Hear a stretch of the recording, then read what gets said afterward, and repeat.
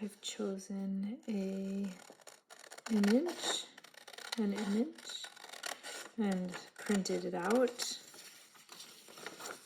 I tried to size the images in the discussions so that they will actually print. If you print them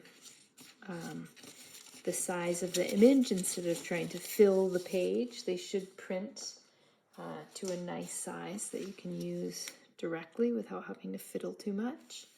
I'm now going to trace this, put a little graphite on the back, and then outline those images. These blocks are actually in 3-point perspective.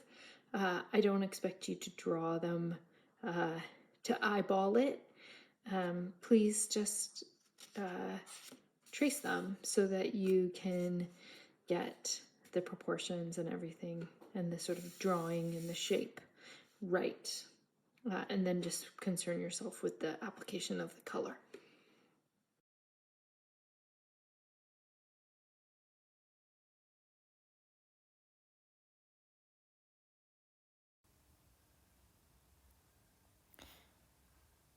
And because my ghost image was very light, I went over it with pencil.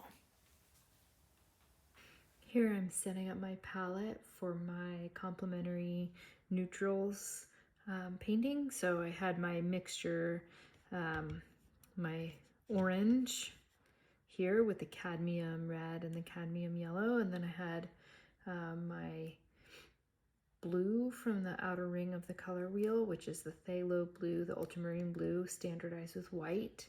And then I mixed those in a sort of gradient in the middle. Now I'm going to mix in a little bit of white, not too extensively, making sure I have my little spray bottle to keep everything moist as I mix. And here we have our wide variety of neutral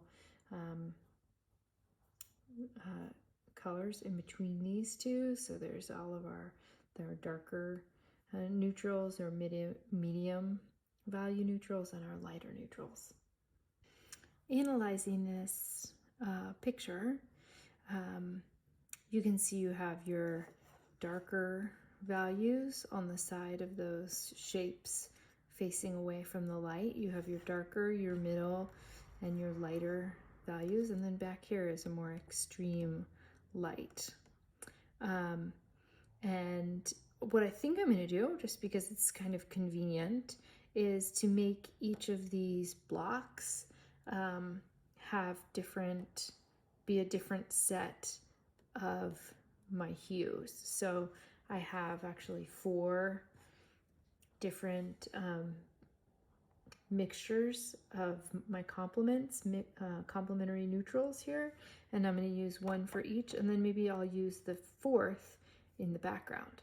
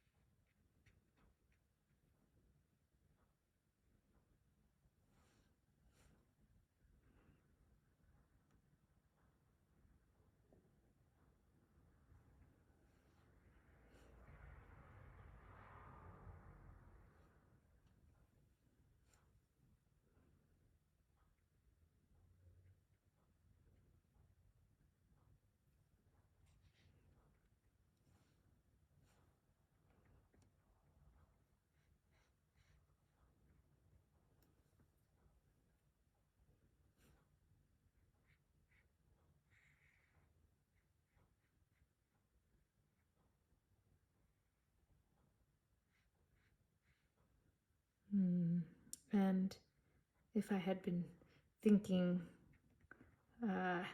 more clearly, instead of, sometimes I get excited to just start painting. But if I had been thinking more clearly, I would have, and I'm going to recommend this to you, start in the background, and then paint the objects over your background. So that will mean that you don't end up having to paint around things, and the objects that you're painting will have a easier time looking like they're on top of the background. That's a pretty light value in the back. The back of this image is pretty light, so I'm going to make sure I go in the fairly light value. And I've chosen my warmest neutral to put in this background.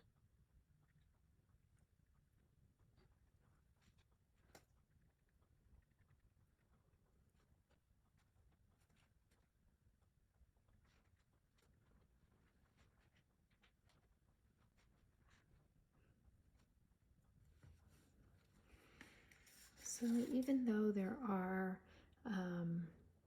not like huge gradients in here compared to the mug, there are still variations in some of these planes of value, and I'm trying to pay attention to that. So like right back here, see how it's a little bit darker than it is over here. So I'm trying to be aware of that.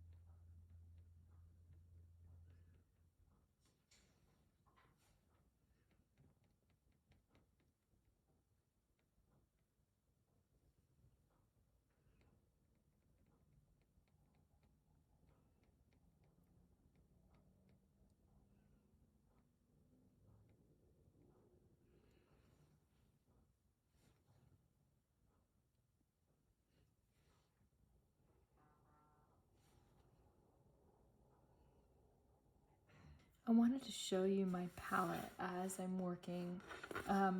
You know, I am going in between these different colors and mixing, and I have another blob of white out that I'm kind of adjusting things as I go. So this kind of initial setup of your colors gets you started, but then don't think that you have to stick to the colors that you have mixed up strictly. If you find you're like, oh, I want something kind of in between those two, feel free to play with it a little bit. I am going to keep working on this, but here is my start.